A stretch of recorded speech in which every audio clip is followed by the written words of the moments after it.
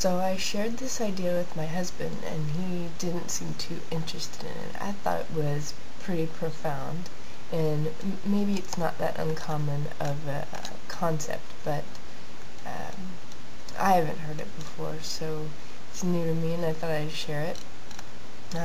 It's from David Wong, and he has a website called Pointless Waste of Time. It says, inside the Monkeysphere. Picture a monkey dressed like a pirate if you wish. We'll call him Slappy. Imagine Slappy as a pet. Imagine a personality for him. Maybe you and he have little pirate monkey adventures, and maybe even join up to fight crime. You'd be sad if Slappy died, wouldn't you? Now imagine 5 more monkeys. Now imagine 100, then 1,000. How long until you can't tell them apart, or remember their names? At what point in your mind do your beloved pets become just a faceless sea of monkeys? Well, he says that scientists performed a study, and they measured brain size and determined the bigger the brain, the larger the group that monkeys, whatever, live in. And for most monkeys operate in troops of 50 or so, but a larger brain like that of a human would be in a group of about 150. But beyond what he's trying to say, or at least what he thinks has been said, is that when you live in groups larger than 150, you don't care as much about those other people. They become faceless groups of people, and you start finding ways to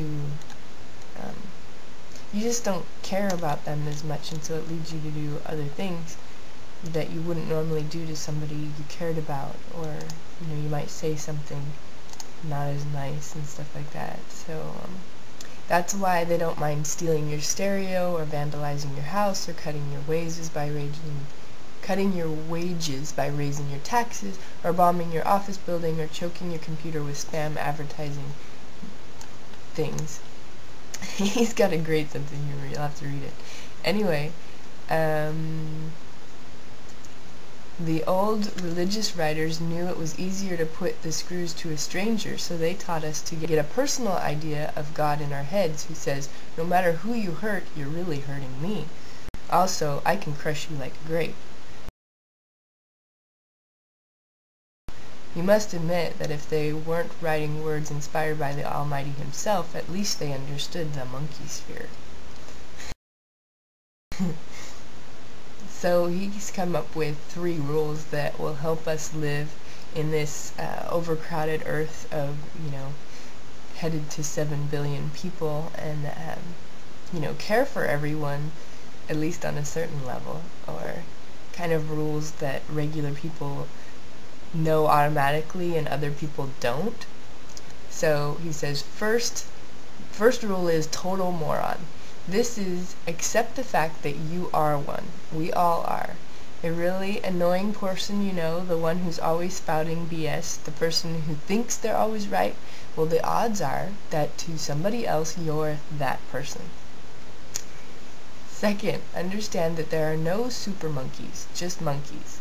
Those guys on TV you see giving inspirational seminars, teaching you how to reach your potential and become rich and successful like them.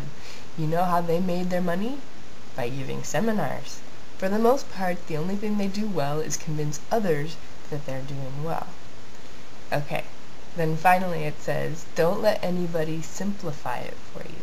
The world cannot be made simple. Anyone who tries to paint a picture of the world in basic comic book colors is most likely trying to use you as a pawn. It is not a world of us versus them, home versus away teams, and animal mascots. It is not a world of step-by-step success plans and clever slogans. So, David Wong is a very funny writer. I highly recommend him. I thought it's a very clever way of looking at it, and it gets stuck in my head. Now you see, my Monkeysphere here is, I'd use a bad word for it, crappy. So, makes your life harder. I'm glad that I have the internet community, so I can have at least some Trekkies and some people I can talk to that offer good advice. So thank you, and take care of your Monkeysphere and try and think about the other people outside of it.